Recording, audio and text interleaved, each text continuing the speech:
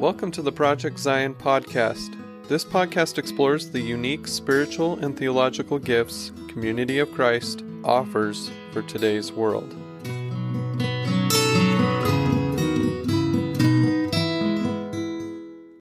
Hello, and welcome to another episode of Project Zion podcast.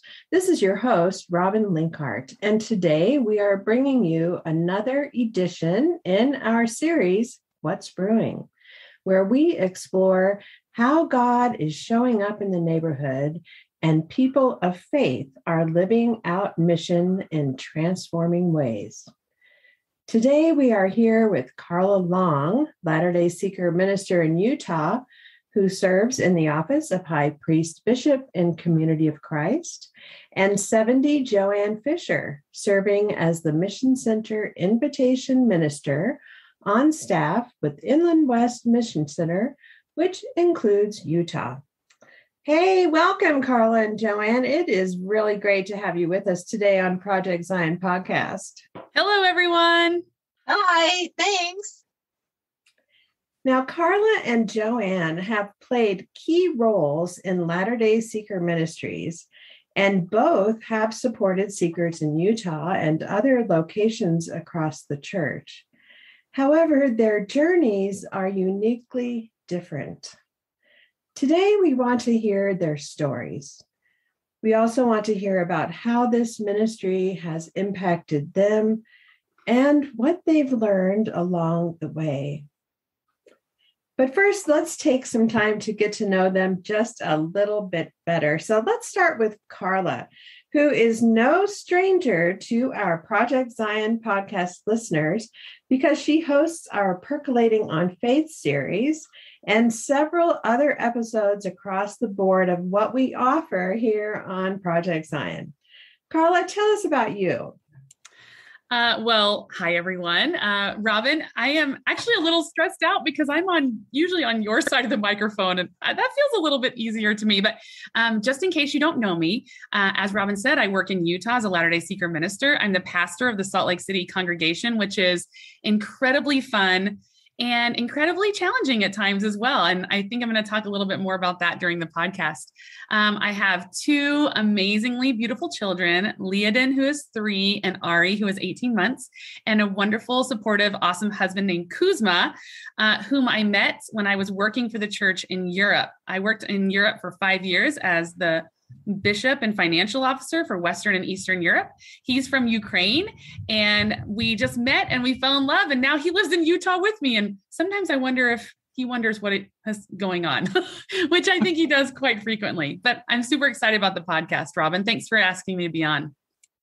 Thanks so much, Carla. Now let's hear from you, JoAnn. I am a Mission Center Invitation Support Minister, and I live in Idaho. I live about 45 minutes north of Boise in the woods. We own 40 acres of property, and I live there with my husband, John. I have children also, but they are in their 40s. So that's kind of giving you a little clue about how old I am. But I have 2 daughters, Andrea and Amy, and 2 wonderful son-in-laws and 4 grandchildren. I came from a background, even before working for the church, where I worked with hospice, which will become relevant a little later. I have held the position of elder and pastor. I've been a district president.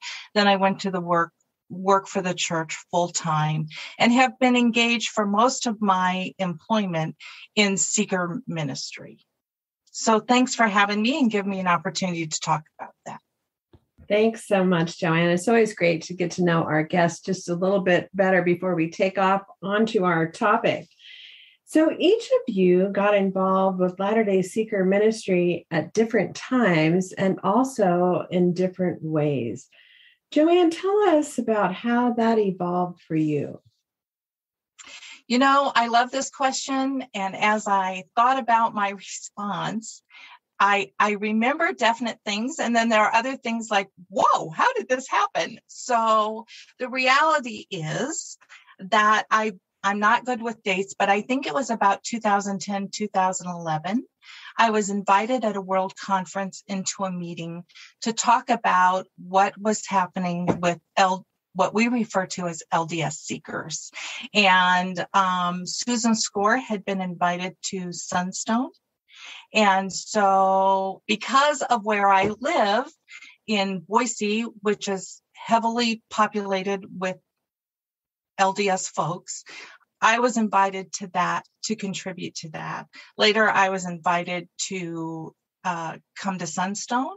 And Robin knows all this because Robin, you were my seeker mentor and buddy, and you were my Batman to my Robin, and we did that together. And it was a wonderful adventure full of learnings and laughter and tears and just lots of ways that we encountered people in different environments, like Lindsay Hansen Park, who we started a house ministry there, and other folks who I remember at one point, we met someone named Mark, and I will only use his first name, but I remember meeting with him at a restaurant and him really inquiring about Community of Christ, and then calling Robin and saying, I think we have a live one, because I was so surprised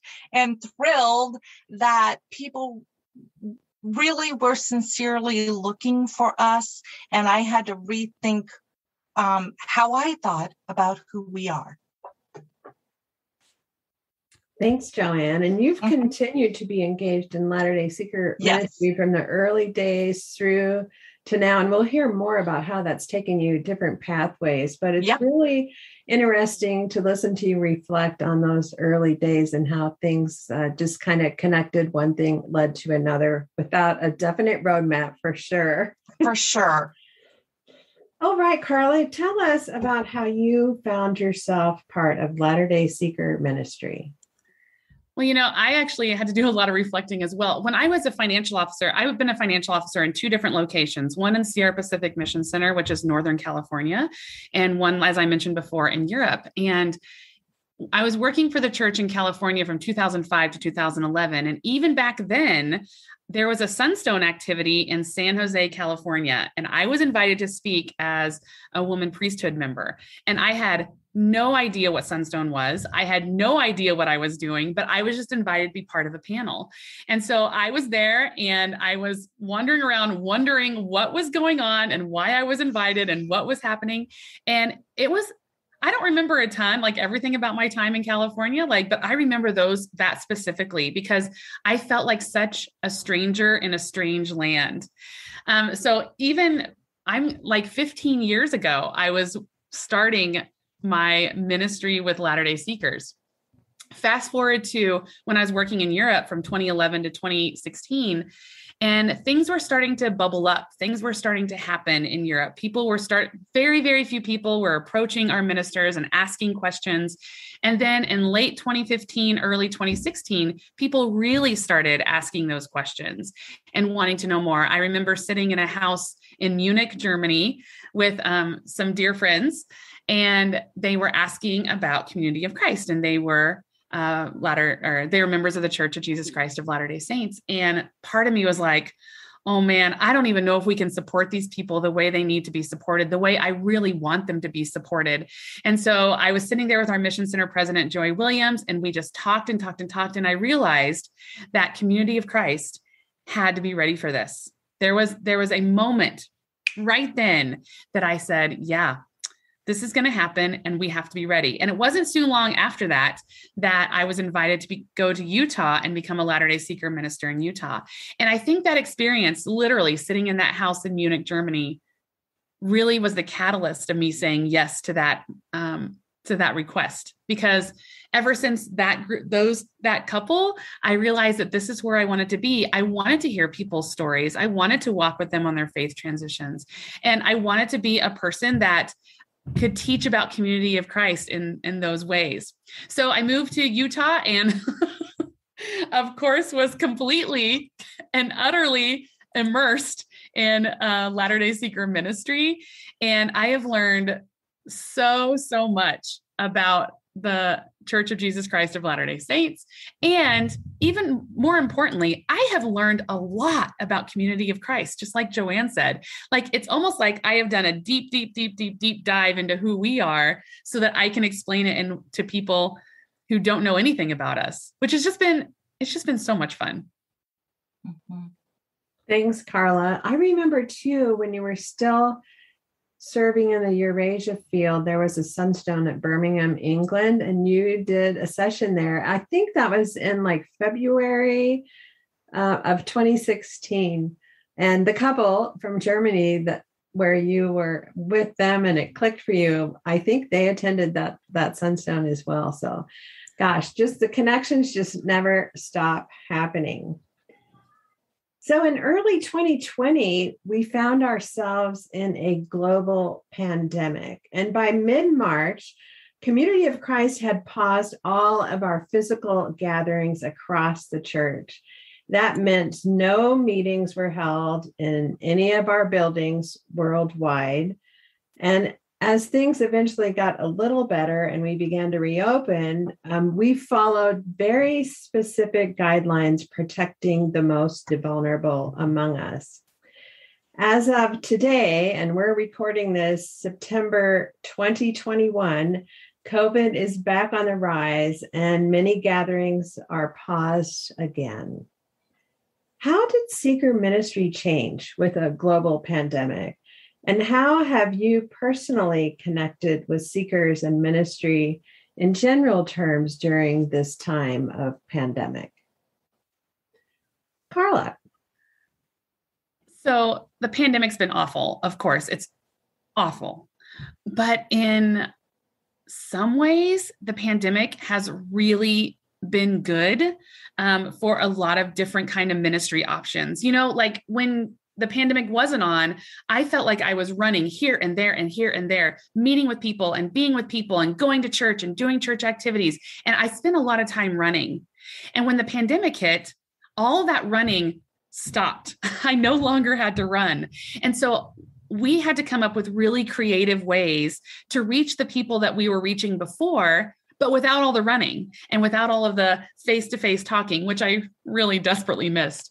So actually, when I look back at the year and a half that we have been in this pandemic, we've done a lot of stuff in the Salt Lake congregation, and it's been really great in a lot of ways.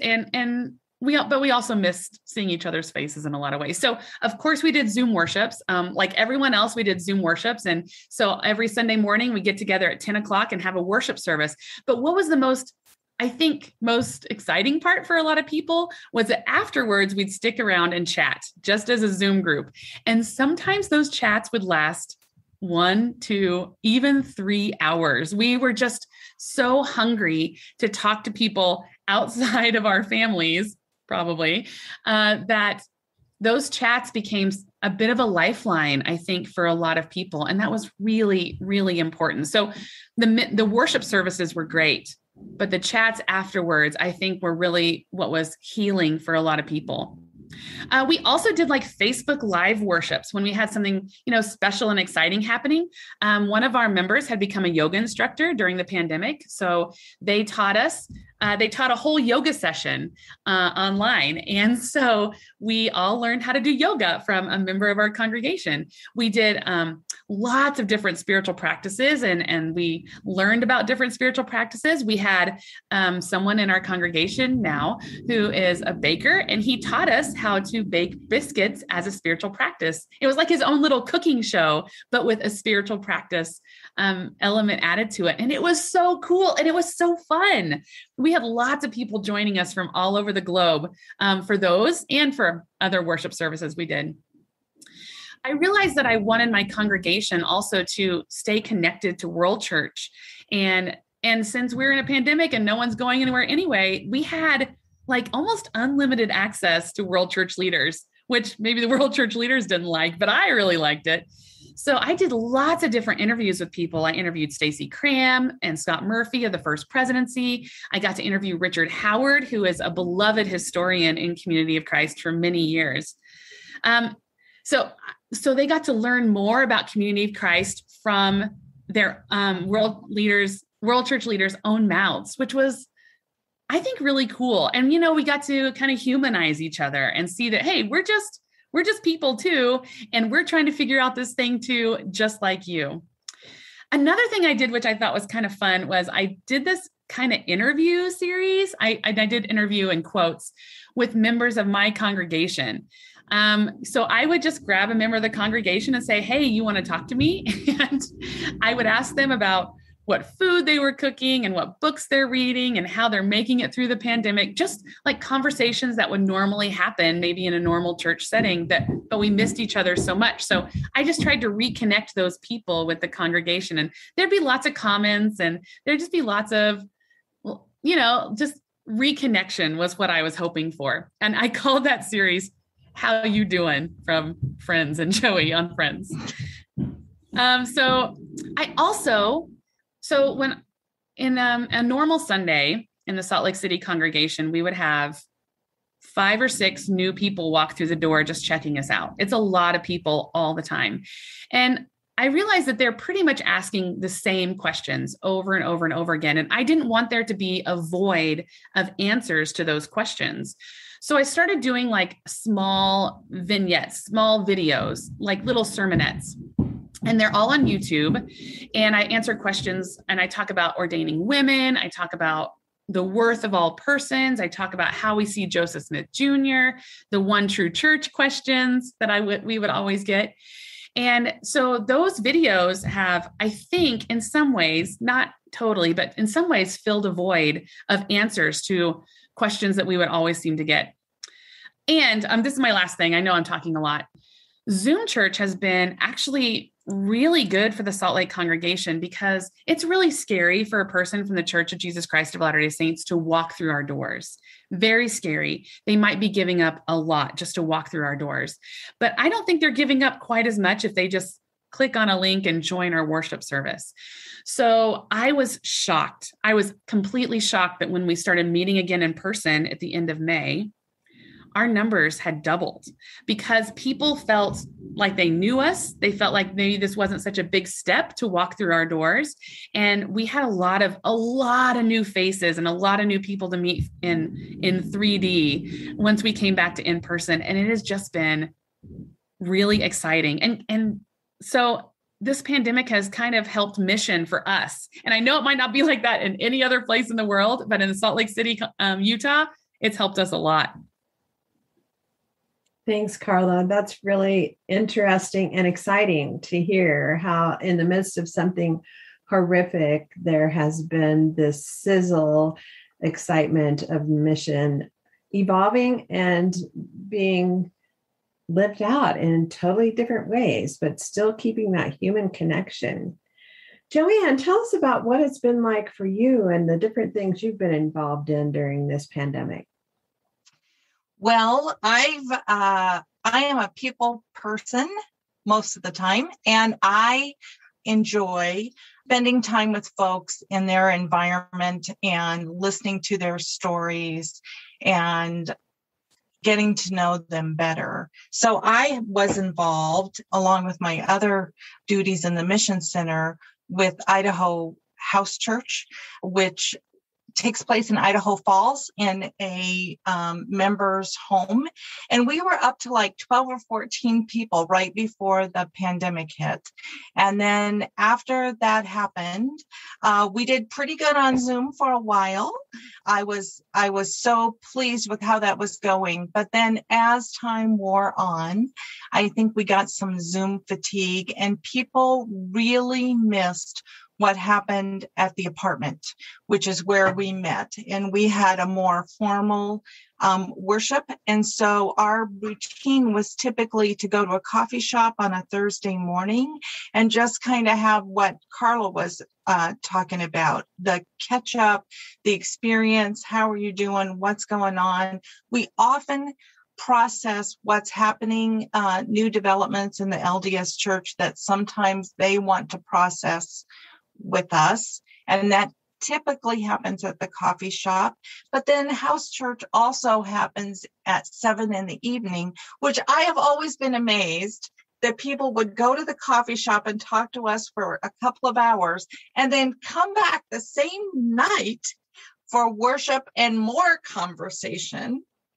But that happened once a month, and we were no longer able to do that. And so we sorely missed it. We can take communion, via Zoom, but that's not quite the same. They like to be served by women.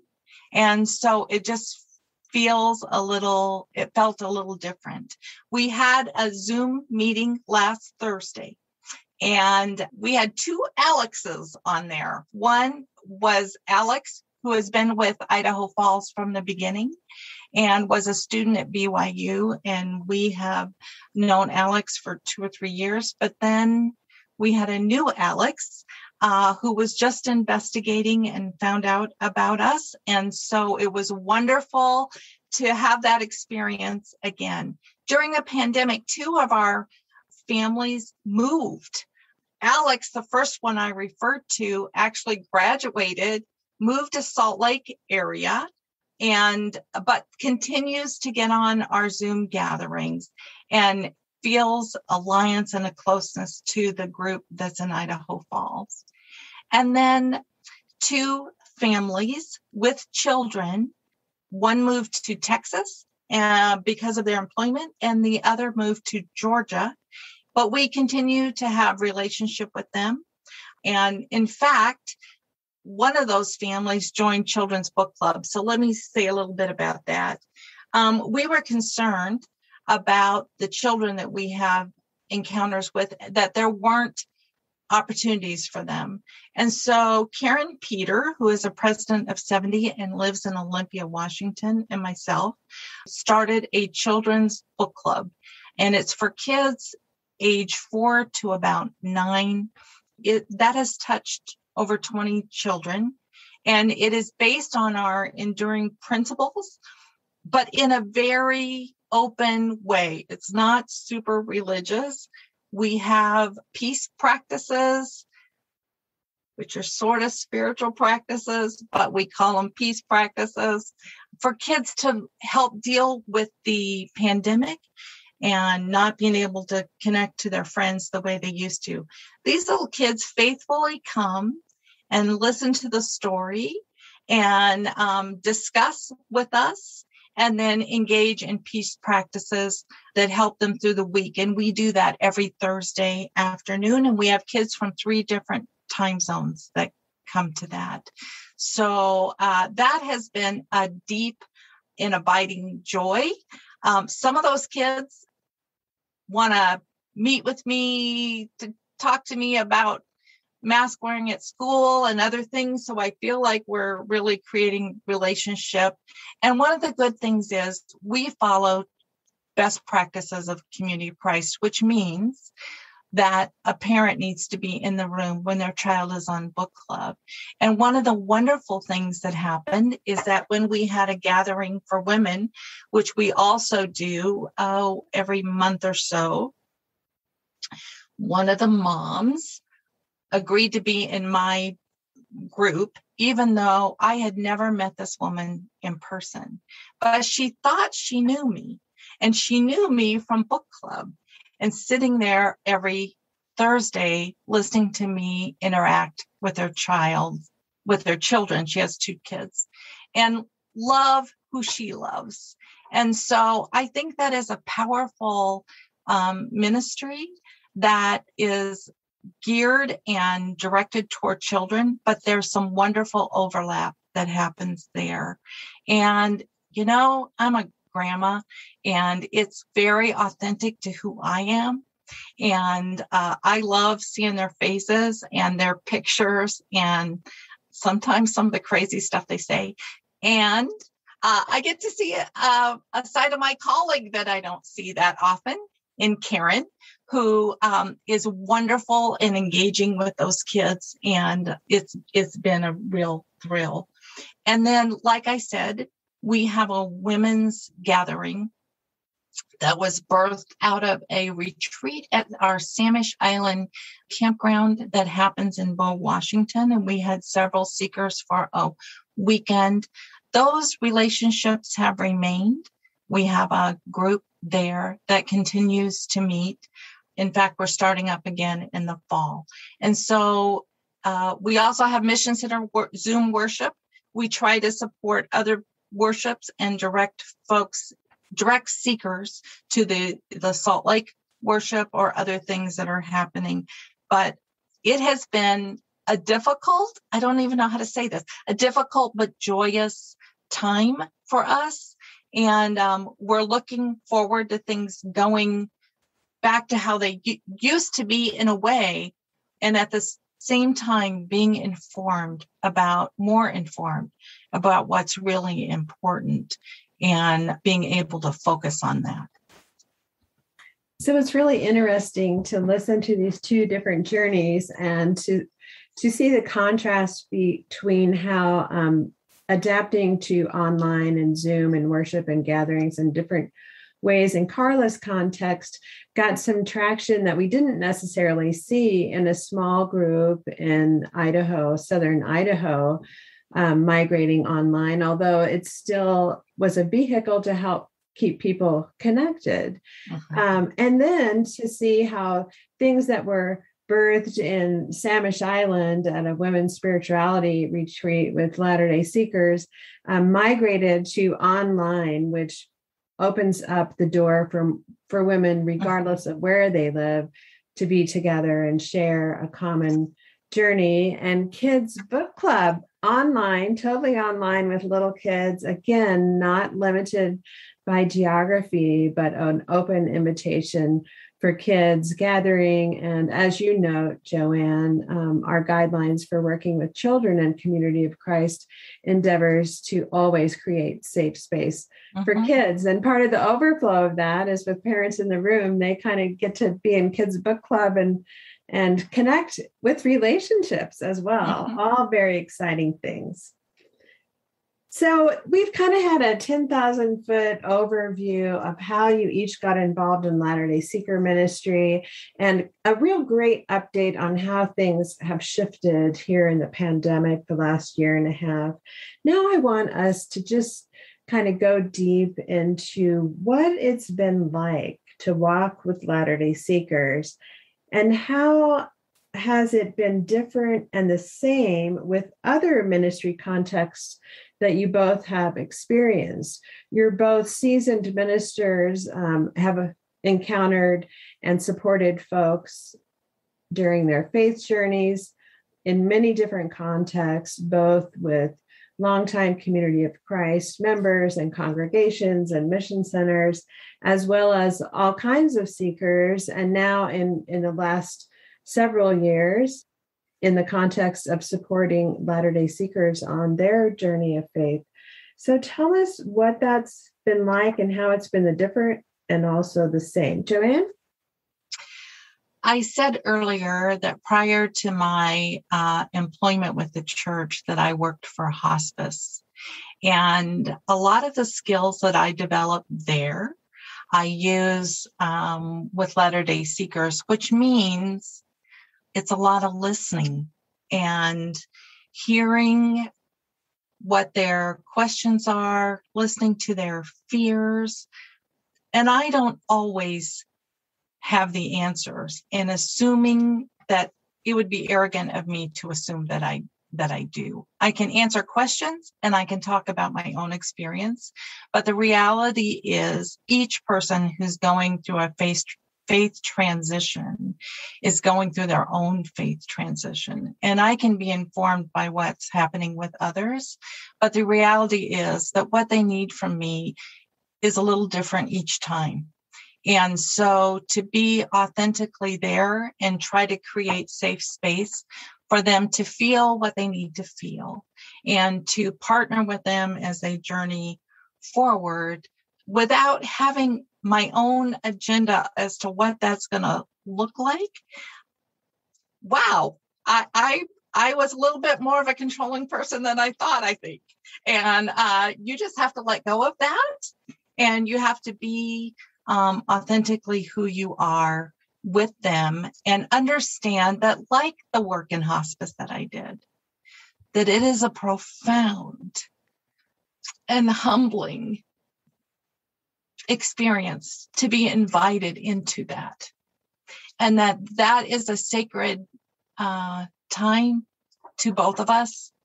And that when you understand that, and that the Holy Spirit is in charge and you are there to facilitate the best you can and to support and to love them in a way that provides space and support, that's your job. And so it has been rewarding for me, fulfilling for me. I've created lots of relationships that I hope to maintain the rest of my life. It's also been scary sometimes. And I remember when, oh my gosh, I was first starting in California, and I did not know how I was going to fit into this, but I did.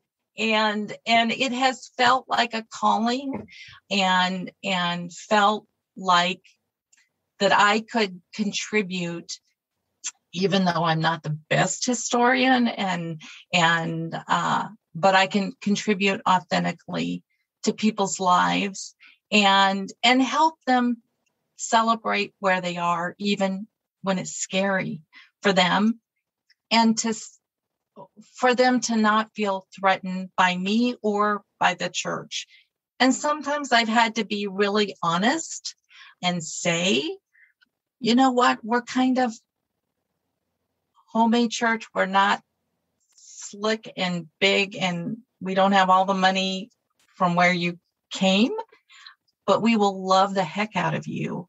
And as long as you want us with you, we're committing to that. And that has been an incredible thing. I recall once in a Idaho Falls meeting, we asked what they needed from us, or what they wanted, or what direction they wanted this group to go in. And there was a big silence. And then there were tears. And they said, we're not answering, not because we don't know, but no one has ever asked us that before. And that informed me so much, how much we all want to be heard, want to be seen, want to be loved. And so that's what I've learned. That's what I'm trying to do. And that has been the blessing of this ministry for me. Thanks, JoAnn. Carla, tell us about your journey in that regard. So sometimes Community of Christ is really insular. Like, we know our people. Our people come to church every Sunday. Our people go to reunions and church camps and retreats, and we know them. We know what to expect, and it's comfortable and lovely. But when you have a congregation of almost 90% converts to the church, and more and different people are walking to the church every Sunday, you really never know what to expect. And that has been so exciting for me. So like JoAnn said it so well. You know, this ministry is really a lot of listening, a lot of sitting down with people, sometimes even over coffee, which is exciting, coffee or lunch, or just sitting down with people and just listening. Because also, like what JoAnn said, a lot of times people haven't been listened to.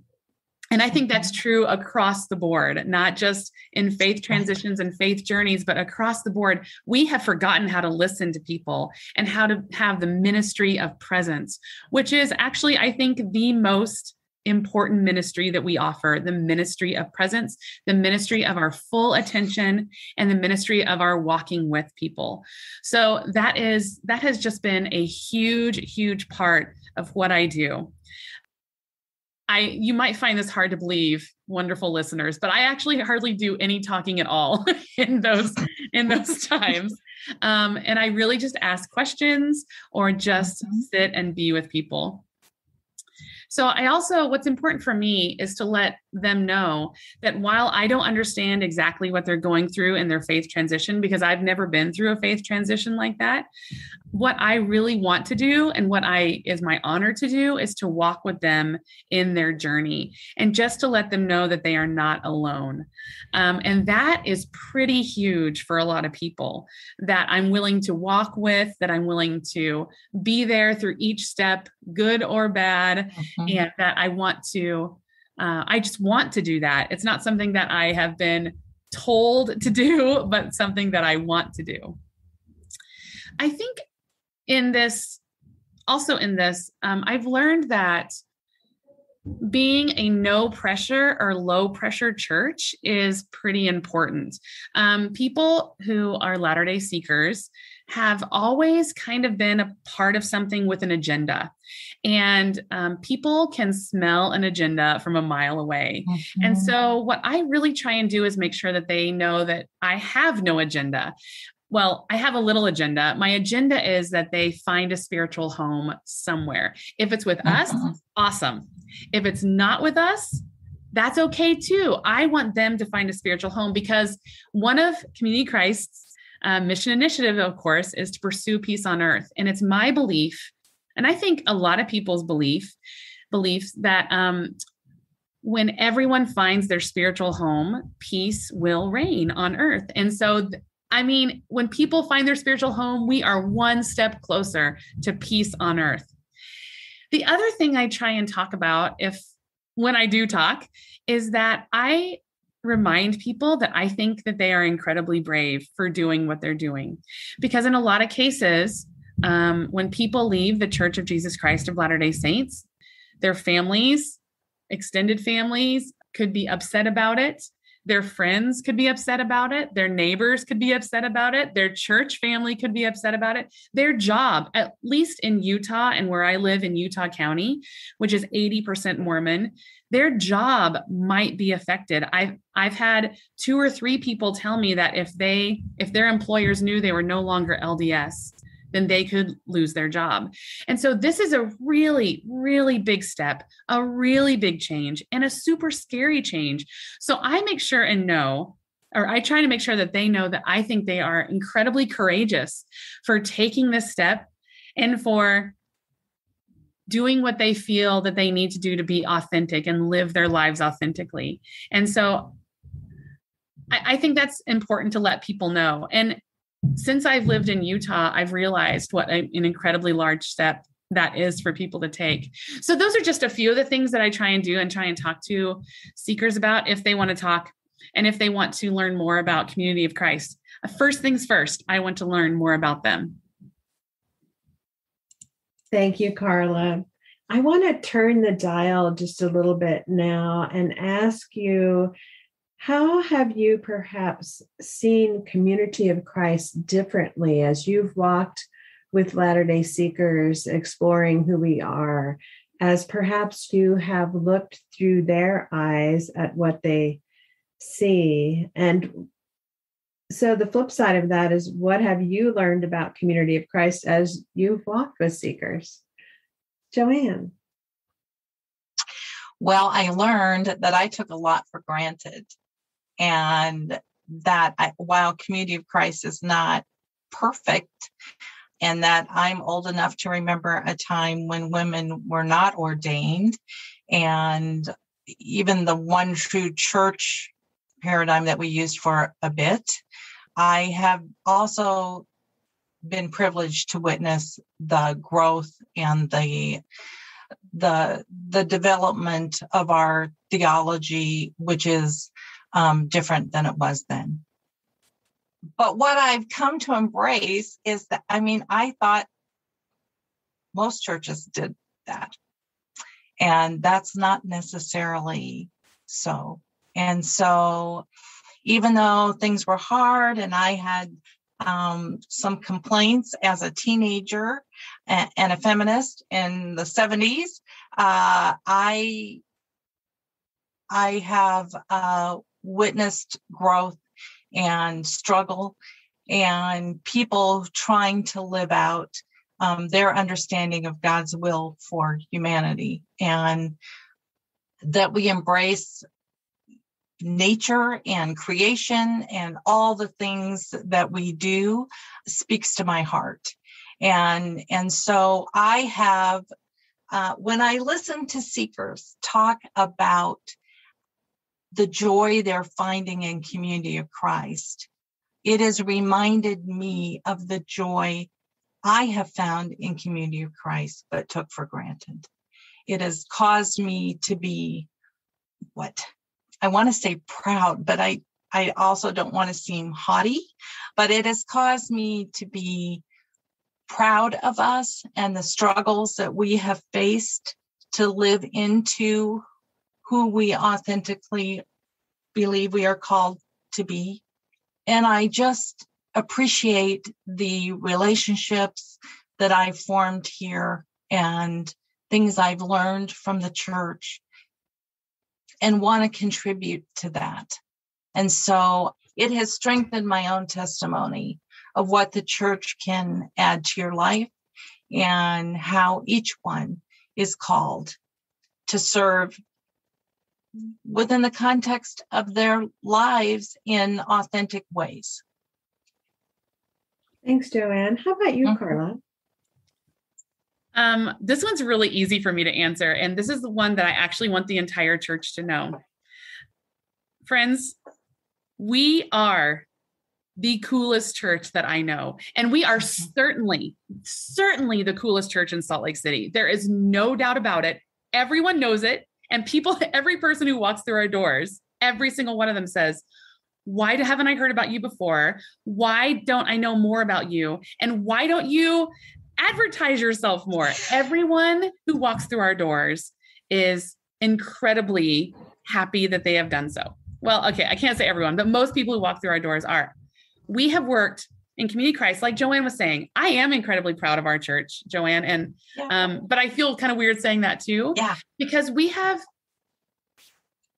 gone through so many things to be who we are now.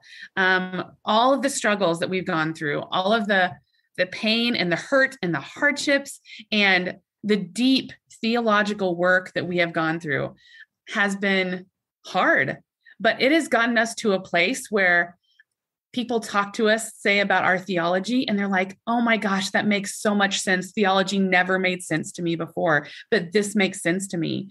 And I am just so incredibly happy that we have done all of that tough work.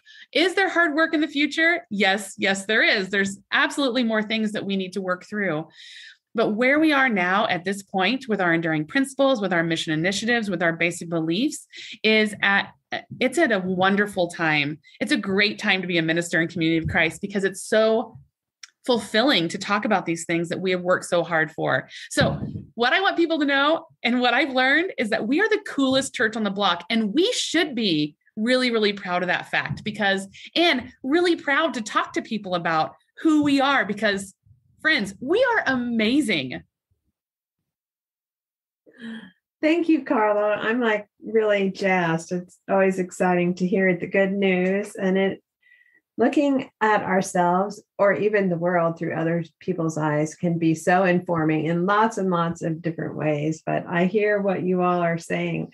So along that vein, Carla, what have you learned about yourself in the context of this ministry? Because ministry is a wild journey that it just always does some shaping and forming of the minister along the way. Carla?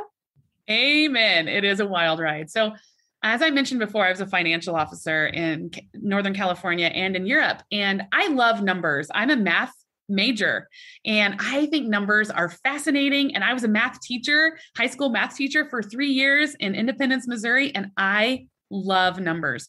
And so I enjoyed being a financial officer, and I can definitely see how being a financial officer in Community Christ promotes mission and helps mission to happen. There would be no mission that happened without money. We have to have money in order to make the church go round. That is 100% true. But what I've learned about myself is that I feel incredibly called to this time and this place in Utah. I feel called to this ministry. I feel called to sit down with people and be with people and be a friend to people who desperately need a friend. If I have no other skills, which I do, but if I had no other skills, I'm a really good friend to people and I want to be friends with people and I want to support people. So this ministry feels like home to me. Numbers and financial officering felt really good and was super fun, but this ministry feels like home. How about you, JoAnn? Well, what I've learned about myself is that I've grown into this, that in the beginning, I was confused and scared a lot. I don't even know what I was scared of, but yikes, I do remember my eyes rolling back several times. Now, while I still don't have a poker face, I embrace this, and I embrace the part of me that is willing to respond with my whole heart, and that I have developed relationships that I am so proud of, but it's not just me giving, it's mutually satisfying and empowering, and it just feels like home, and that these are my people. And I don't know why I'm getting emotional, but I remember when we went from being a smaller jurisdiction to a mission center, and I remember thinking, oh my gosh, what is this going to be like? And then as the pandemic happened and other things, and I'm going all over the place, to Montana, to Utah, to Wyoming part of the time, and Oregon and Idaho and Washington, I'm like, oh, this is never going to work out, because I'm going to be tired and cranky. And the reality is now I just love so many more people, and I miss them. And I'm sitting in Idaho right now, pining to be in Utah with Carla, and missing our fun times, Robin, where you got me. Actually, Robin, you got me into this. So I appreciate you. I thank you. And it has been a blessing to my life. And I will continue to strive to live into those relationships. Thanks so much. As I'm listening to you, I just keep hearing this sense that we are promoting, building, and living into communities of joy, hope, yes, love, and peace along the way, regardless of where people end up on their journeys. So I want to ask both of you this question too. How has it been difficult or challenging? And on the flip side of that, how has it brought joy or fed your soul? And I think we've heard some glimpses of how it's brought joy and fed your soul. But Carla? Yeah. So it's not an easy ministry all the time. JoAnn and I have talked about a lot of the amazing parts of it, but it's also very difficult. I'm going to talk about just one little difficulty or challenging thing that's happened for me in my ministry. So I mentioned before, the Salt Lake congregation is probably unlike any other congregation in the entire church. We're a congregation that's about 90% converts from the Mormon church. And while that's wonderful, it's also challenging. For one thing, faith transitions aren't just you get through them and then you're done, and you never ever think about that before. Faith transitions, even for people who have been with us for 5 or 6 or 7 years, they're ongoing, and they can be at times continually painful, and there can be triggers that happen. So we in the Salt Lake congregation have people going through all parts of a faith transition at all times. So some are just starting through their faith transition. Some are have moved through a little bit more. Some have moved through a little bit more. And some have, some are priesthood members in Community of Christ. But I just don't know if you're ever completely through a faith transition. And living in Utah and having the Church of Jesus Christ of Latter-day Saints be the water that we swim in and the air that we breathe a lot of times can be difficult for people. It is difficult for people. So leading a group of people who are going through those different faith transitions who are all different times can be really hard to minister to everyone in the way that I want to minister. So there's been many, many, many times that have fed my soul, but I want to talk about one of them. So what's really awesome about living here in Salt Lake and having the congregation that I have is that the women have really, really stepped up in the Salt Lake congregation. So when a woman leaves the Church of Jesus Christ of Latter-day Saints and joins our church or becomes members of our church, women are automatically empowered. Not only could they become priesthood members, which would never be something that would happen in the Mormon church, but even as a member and not a priesthood member, they can already do so much more in Community Christ than they ever could in the Mormon church. Like, for instance, I asked a woman in our congregation if she would get communion ready, break the bread and pour the grape juice in the cups. And she started crying. She's like, I cannot believe you're asking me. And I was like, well, could you? And she was just so honored to do that. And pre-pandemic, every single communion Sunday, she would be back there with joy in her heart and a big smile on her face, getting our communion ready for us.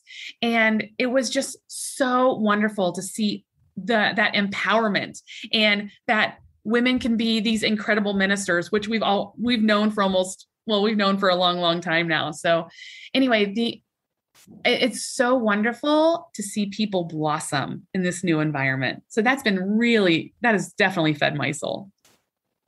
JoAnn, how about you?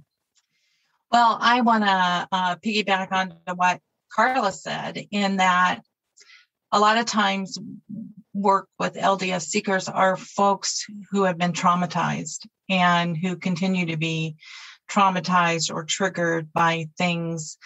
And Carla explained how their lives are so connected to the church, socially, culturally, even down to their employment, that there is a lot of trauma sometimes that goes with that. And even in mixed faith families where one spouse wants to leave, but the other isn't quite ready. And then what about the children and just all of that. And so one of the things that I know is that if this is a desire of your heart to work with seekers or people who are grieving, which is what I see this as, you have to do some self-care and make space for yourself. There have been times when I have listened and listened and listened for a weekend and gotten in my car and drove and cried just because my heart is broken. And I don't know what else to do but that, and pray for them and pray for me that I show up how I need to show up.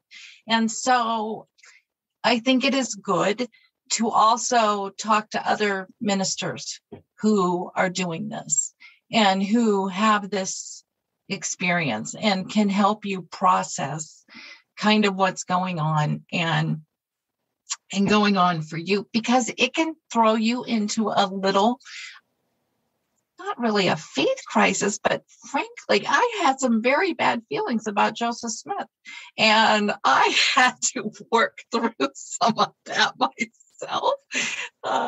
So I just want you to know that that's what comes with this territory, and that the joy has been the colleagues I've met and the lives that I've seen changed and the relationships that have developed. I mentioned Alex before, who was a BYU student, and Alex has graduated and moved, and Alex is a trans man.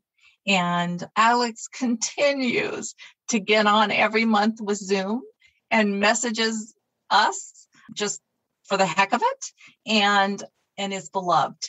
And we are beloved by him. And so those are the things that feed my soul. And he did say to me once, you saved my life in more ways than one. And I believe that. And I said, it goes both ways, that your faithfulness to this group and your encouraging us to just keep showing up as a bunch of old grandmas to love on you is very affirming to our lives too. And so I just appreciate so much, even the difficulty of it, because it reminds me that we're human, that we need each other, that we need to take care of ourselves so we can be the best version of the love of Christ that we can be. Thank you, JoAnn.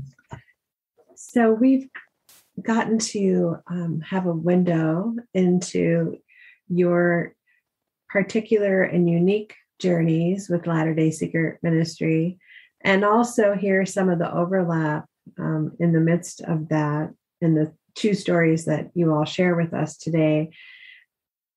So, as seasoned Latter-day Seeker ministers, do you have any quick tips or things that you would say to others who also feel a sense of call to ministry with Latter-day Seekers, or maybe to people out there listening to us that find themselves walking with seekers in their town or in their congregation already, folks that just walked in? JoAnn? Well, I would say listen. That is the most important thing.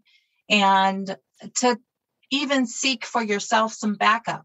If you make contact with me or Carla or others who work with LDS seekers, we would be happy to support you in supporting them. And there are wonderful resources that help. Sometimes it can be a bit overwhelming and you're not sure where to go or what to do.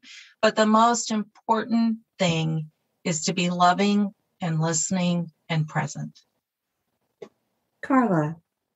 I'm so glad JoAnn went first on this, because that's all true. And I wasn't going to say it. So I forgot to say it. So I'm so glad you went first. I was going to say, and I am going to say, this is a ministry that will expand your heart and break your heart all at the same time. But more than anything, you will understand, I think, God's deep love for all of us. And you'll understand Community of Christ way better than before. I mean, so your heart will expand and break, and you'll understand who God is more deeply. You'll understand Community of Christ more deeply. It's a pretty exciting ministry. And I think that throughout the podcast, you've heard enough stories to understand what I mean when I say your heart will expand and your heart will break. Thanks, Carla. One of the questions that we get sometimes is, aren't there other seekers out there, not just Latter-day Seekers? And yes, of course, there are seekers and spiritual refugees all around us. So how has Latter-day Seeker ministry equipped you to walk with all kinds of seekers and spiritual refugees from lots of different walks of life and background? JoAnn? Well, recently I've had an experience with a couple of Jewish folks, and that has been, I think what it's taught me is not to assume anything, and to show up and be present and have a curious mind, because they bring stuff too. And that we are not just teaching and ministering, but we are also receiving and being ministered to, and empowering people to live into their authentic faith journey. And so celebrating parts of their journey that can be celebrated, and part of our journey that can be celebrated, and finding connecting points is what's, I think, important, and lends authenticity as to who we are and who we claim to be. And I think that's the most important thing, that no matter what tradition they come from or no tradition, it is to be patient and to hear and to just be the love of Christ wherever you can.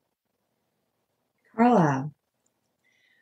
So, I don't know, maybe 2 years ago, pre-pandemic, maybe 3 years ago, a man walked through the door of the Salt Lake congregation and we were chatting and I was telling him, and I'm like, oh, so you know about the Book of Mormon, you know about the Doctrine and Covenants. He's like, whoa, whoa, whoa, whoa, whoa.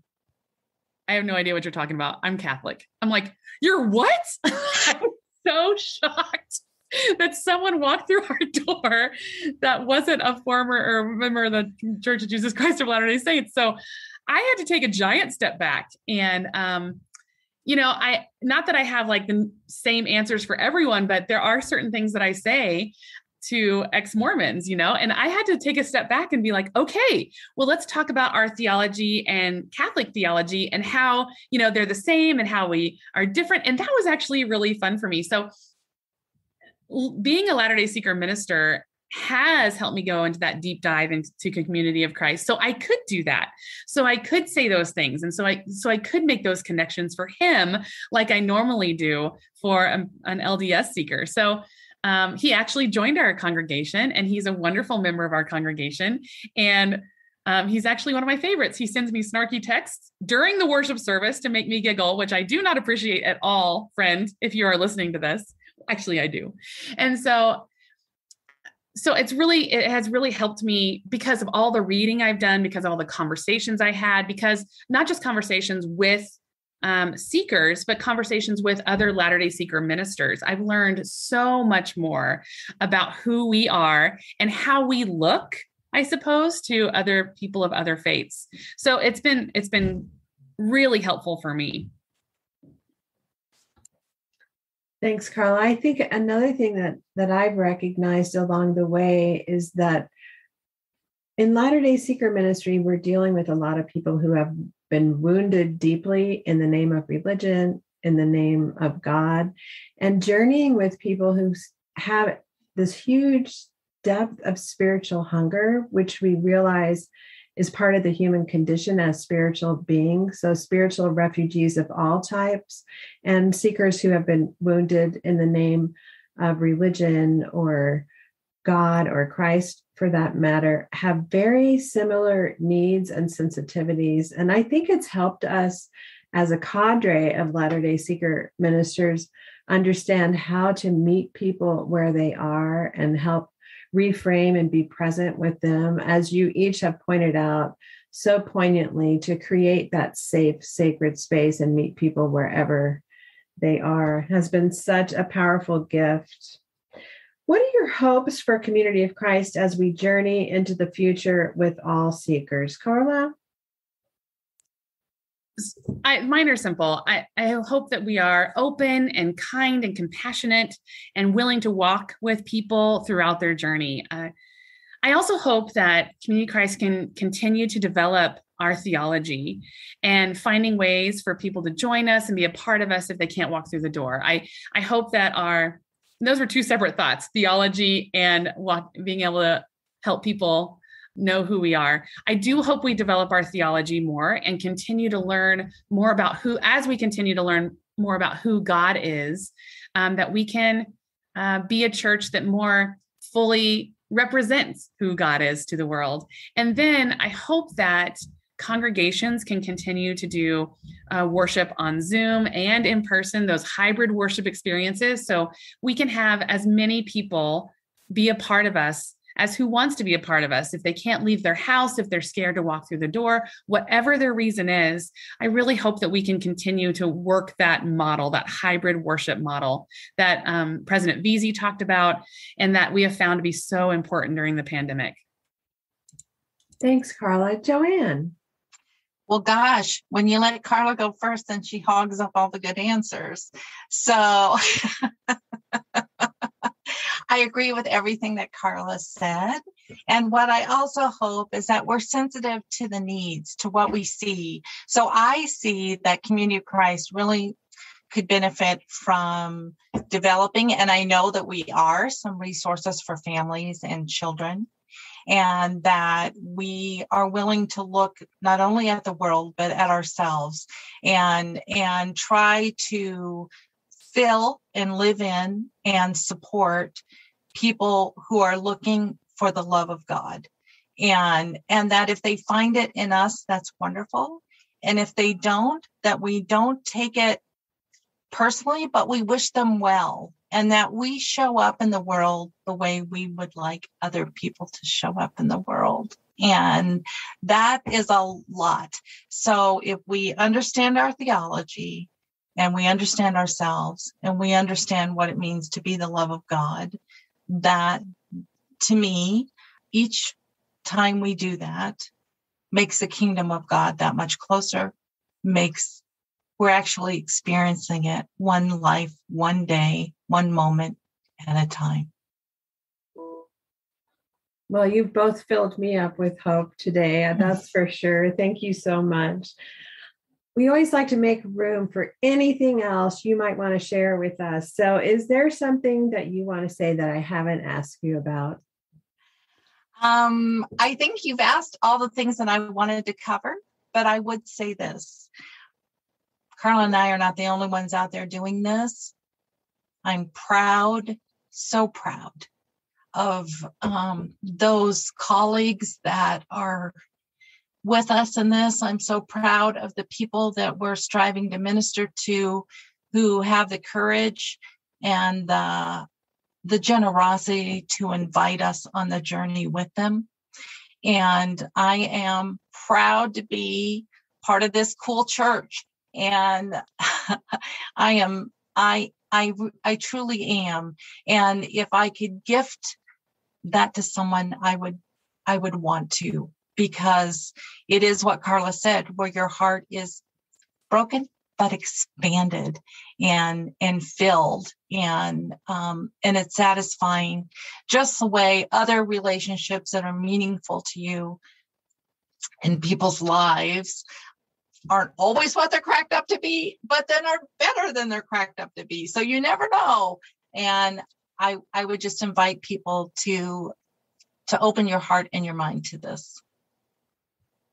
Well, Carla Long and JoAnn Fisher, thank you so much for being with us today. This has been a wonderful experience. And a very special thanks to all of our listeners. If you would like to hear more stories about mission, check out our What's Brewing series. If you might have questions for our guests, you can email Carla at clong@cofchrist.org and JoAnn at jfisher@cofchrist-iwest.org. If you want to learn more about Latter-day Seeker Ministry, check out our website, latterdayseekers.org. That's latter-dayseekers.org. And to learn more about Community of Christ, visit cofchrist.org. This is your host, Robin Linkhart, and you are listening to Project Zion Podcast.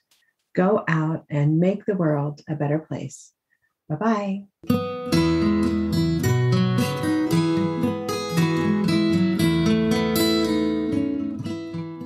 Thanks for listening to Project Zion Podcast. Subscribe to our podcast on Apple Podcast, Stitcher, or whatever podcast streaming service you use, and while you are there, give us a 5-star rating. Project Zion Podcast is sponsored by Latter-day Seeker Ministries of Community of Christ. The views and opinions expressed in this episode are of those speaking and do not necessarily reflect the official policy or position of Latter-day Seeker Ministries or Community of Christ. The music has been graciously provided by Dave Hines.